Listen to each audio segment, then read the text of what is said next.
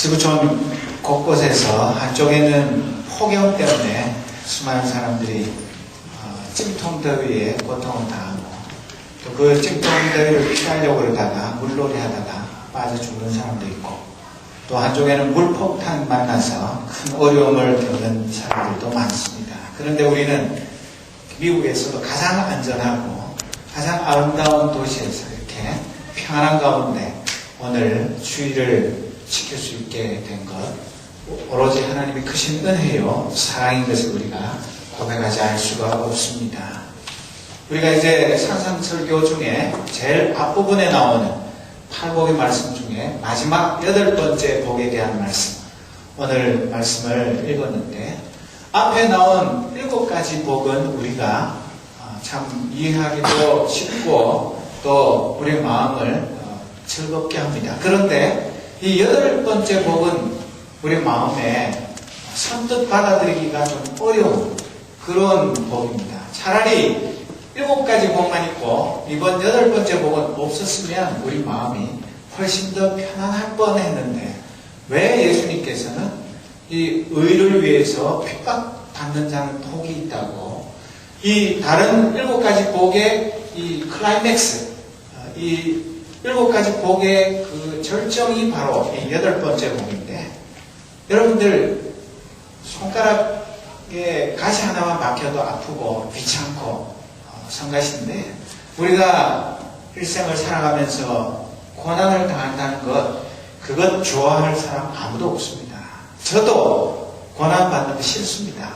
편안하게 그냥 아무 어려움 없이 살다가 천국 갔으면 좋겠습니다. 그런데 우리 주님은 의를 위해서 핍박받는 자가 복이 있다고 말씀하십니다. 이것은 우리가 깊이 새겨서 들어야 할 말씀입니다.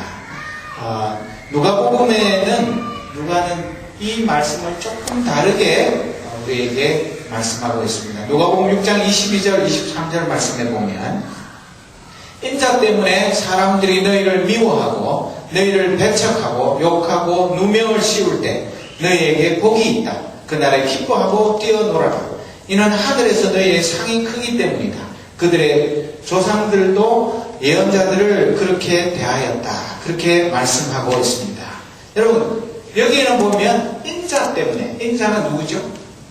사람의 아들, 그 사람의 아들 예수님 한 분을 가르치는 말씀입니다. 그러니까 예수님 때문에 이 세상 사람들이 우리 크리스찬들을 미워하고 우리를 배척하고 욕하고 누명을 씌우면 우리에게 복이 있다고 말합니다. 우리가 세상 사람들하고 친하게 즐겁게 잘 어울려 살아야 합니다. 세상 사람들하고 원수치라는 얘기가 아니라 우리가 예수님 때문에 예수님의 말씀에 순종하는 삶을 살 때에 이 세상 사람들이 우리를 미워하고 배척하고 욕하고 누명을 씌우게 되고 그렇게 되었을 때는 우리에게 복이 있고 우리는 기뻐하고 뛰어놀아야 하는 그런 우리가 된다는 말씀입니다. 그러니까 마태가 의롭게 살려고 하다가 박해를 받는 사람이라는 것은 누가가 인자 때문에 박해를 받는 것, 그 말과 똑같은 말씀인 것입니다.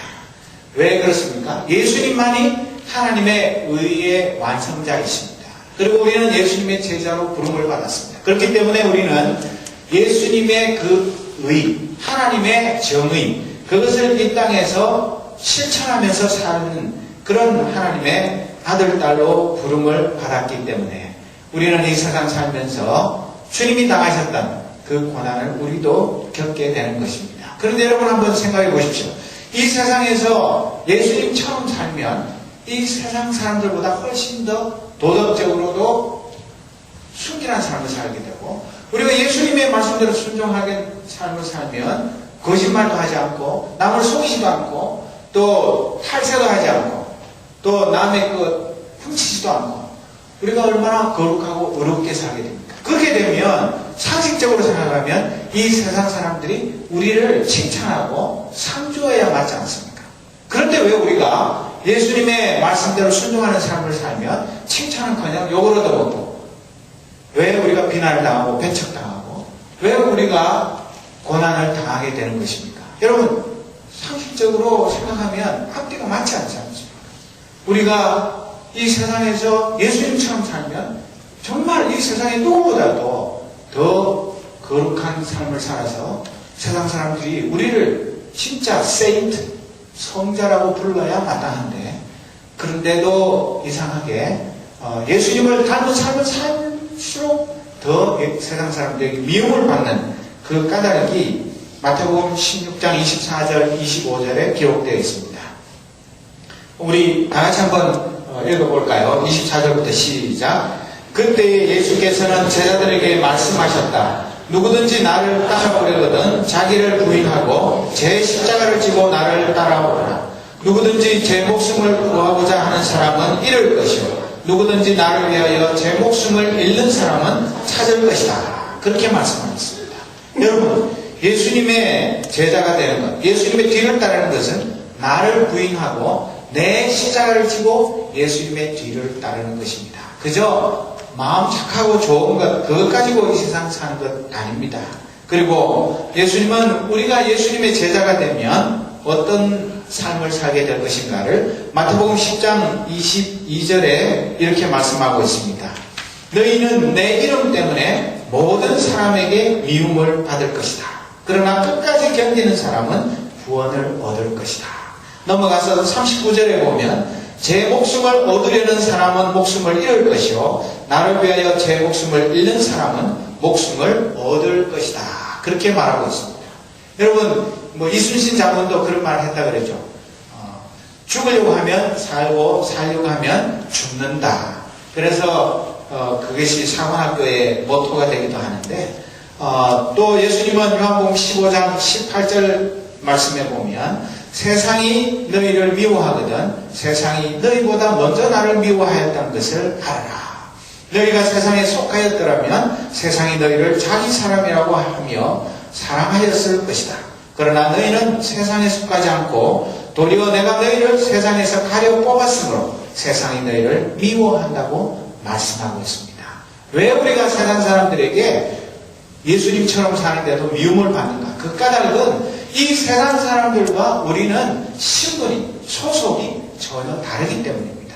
우리도 예수 믿기 전에는 이 세상 사람들과 똑같은 삶을 살았습니다. 그런데 우리는 예수님의 부름을 받아서 하나님의 백성이 된 사람들이기 때문에 이 세상에 예수님 오셨을 때 세상 사람들에게 미움을 받았던 그 미움을 예수님의 제자인 우리도 받게 되는 것입니다. 그리고 우리 신분이 어떻게 다른가 하는 것은 요한복음 3장 19절에 보면 심판을 받았다고 하는 것은 빛이 세상에 들어왔지만 사람들이 자기들의 행위가 악함으로 빛보다 어둠을 더 좋아하였다는 것을 뜻한다.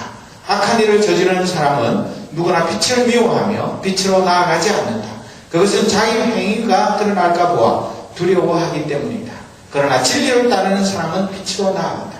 그것은 자기의 행위가 하나님 안에서 이루어졌음을 드러내려는 것이다. 라고 설명하십니다. 우리는 빛의 자녀입니다. 이 세상의 어둠의 자녀들은 우리가 그들을 가까이 가면 자기들의 그 어둠의 모든 행실들, 감추고 싶은 그런 것들이 들통나기 때문에 우리 빛의 자녀들을 미워하는 것입니다. 우리는 데살로니가전서 5장 5절에 여러분은 빛의 아들들이며 낮에 속한 사람들입니다. 우리는 결코 어두움과 밤에 속한 사람들이 아닙니다. 그러나 우리는 낮에 속한 사람들입니다. 정신을 똑바로 차리고 믿음과 사랑의 갑옷을 입고 구원에 대한 소망의 투구를 씁시다 라고 권면하고 있습니다. 에베소서 5장 8절에서 13절에도 보면 우리는 신분이 변화해서 어둠의 자녀에서 빛의 자녀로 변화되었다고 말합니다. 로마서 13장 12절에도 밤이 거의 다 지나 낮이 가까웠습니다. 그러므로 어둠의 행실을 벗어버리고 빛의 갑옷을 입읍시다 라고 말합니다. 여러분, 우리는 이 세상 사람들이 볼 때는 똑같은 사람들이지만 우리는 예수님의 빛의 갑옷을 입고 사는 하나님의 자녀들입니다. 그렇기 때문에 우리는 이 세상에 나의 의로움을 드러내는 것이 아니라 내 속에 살아계신 하나님의 의를 드러내는 그런 삶을 사는 것입니다. 예수님은 이 세상 계실 때에 남에게 박해를 받아도 한 번도 욕하지 않고 맞서 싸우지도 않고 얼마나 의롭게 사셨습니까? 그런데도 온갖 피난과 모략과 중상을 당하면서 고통 속에 살아가셨습니다. 오죽하면 예수님께서 자기 신세를 이렇게 말씀하셨겠습니까? 여우도 굴이 있고 공중의 새도 둥지가 있지만 인자는 머리 둘 곳이 없다. 내 한 몸 어디 편안하게 누일 곳조차 없는 그런 삶을 우리 주님은 사셨던 것입니다. 그뿐만 아니라 자기가 그토록 사랑하는 어머니, 자기 사랑하는 친동생들조차도 예수님이 귀신 들린 거 아닌가? 세상 사람들이 그렇게 쑥덕거리니까 정말 그런가 싶어서 예수님을 잡으러 오기도 했고, 또 예수님의 그 친동생들조차도 예수님이 메시아이신 것, 하나님의 아들이신 것을 믿지 않았습니다. 그런 외로운 삶을 우리 주님은 살았습니다. 예수 믿고 제자가 되는 것은 세상 사람들에게 칭찬과 격려를 받으며 사는 사람이 아닙니다. 우리의 제자의 길은 좁은 문으로 들어가는 길이고 생명으로 가는 문은 적고 그 길이 매우 좁아서 그 길을 찾는 사람이 적은 고독한 길을 우리가 걸어가는 것입니다. 그런데 어찌된 세상인지 고소영 정권 아래서는 어떤 교회에 다니는 것이 출세의 지름길이 되고 어떤 교회에 다니는 것이 사람들에게 나 어느 교회에 다닌다는 거 자랑스럽게 이야기하는 그런 이상한 일들이 지금 한국에서는 일어나고 있습니다. 하나님의 백성들이 출세하고 성공하고 하나님마다 잘 되는 축복과 번영만 약속하는 그런 예수는 성경의 예수가 아니라 무당 예수, 도깨비 방망이 예수에 불과한 것입니다. 베드로 사도는 베드로전서 2장 21절에 뭐라고 말씀하십니까? 바로 이것을 위하여 여러분은 부르심을 받았습니다. 그 내용이 무엇입니까? 다 같이 읽어보겠습니다. 그리스도께서도 여러분을 위하여 고난을 당하심으로써 여러분이 그의 발자취를 따르게 하시려고 여러분에게 본을 남겨놓으셨습니다. 23절을 같이 읽어봅니다. 그는 모욕을 당하셨으나 모욕으로 갚지 않으시고 고난을 당하셨으나 위협하지 않으시고 정의롭게 심판하시는 분에게 다 맡기셨습니다. 얼마나 억울하고 얼마나 기가 막히고 아무 죄 없는 하나님의 아들이 그런 치욕을, 그런 모욕을 당하셨지만 자기의 모든 것들을 하나님 아버지께 다 맡기고 그 원수들을 위하여 기도하는 그런 믿음의 본을 보이셨습니다. 이어서 베드로는 3장 14절에 보면 그러나 정의를 위하여 고난을 받으면 여러분은 복이 있습니다. 그들의 위협을 무서워하지 말며 흔들리지 마십시오. 그렇게 말씀하고 있습니다. 우리가 하나님의 정의를 위해서 고난을 받으면 우리는 정말 복 있는 사람들입니다. 그리고 베드로는 4장 1절에 보면 그리스도는 육신으로 고난을 받으셨습니다. 여러분도 같은 마음으로 무장하십시오. 육신으로 고난을 받은 사람은 이미 죄와 인연을 끊은 것입니다. 이것이 우리 십자가의 길을 걸어가는 하나님의 백성들의 삶입니다. 그래서 13절에 보면 오히려 여러분이 그리스도의 고난에 참여하는 것이니 기뻐하십시오. 그러면 그의 영광이 나타날 때에 여러분이 기뻐 뛰면서 즐거워하게 될 것입니다. 여러분이 그리스도의 이름 때문에 모욕을 당하면 복이 있습니다. 영광의 영, 곧 하나님의 영이 여러분 위에 머물러 계시기 때문입니다.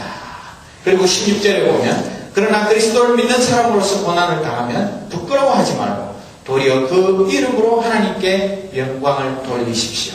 19절에 그러므로 하나님의 뜻을 따라 고난을 받는 사람은 선한 일을 하면서 자기의 영혼을 신실하신 창조주께 맡기십시오.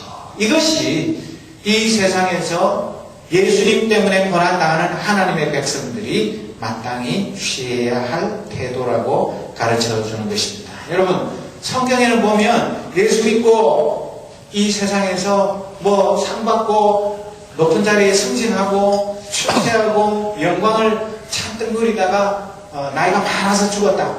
그런 사람 이야기 여러분 들어보신 적이 있습니까? 그런 사람 거의 없고 정말 예수님 믿고 난 후에 자기 그 전까지 누렸던 이 세상의 모든 지위와 명예와 재산 그런 것들을 잃고도 기뻐하는 하나님의 백성들의 이야기가 많이 기록되어 있습니다. 예수 그리스도 때문에 고난받은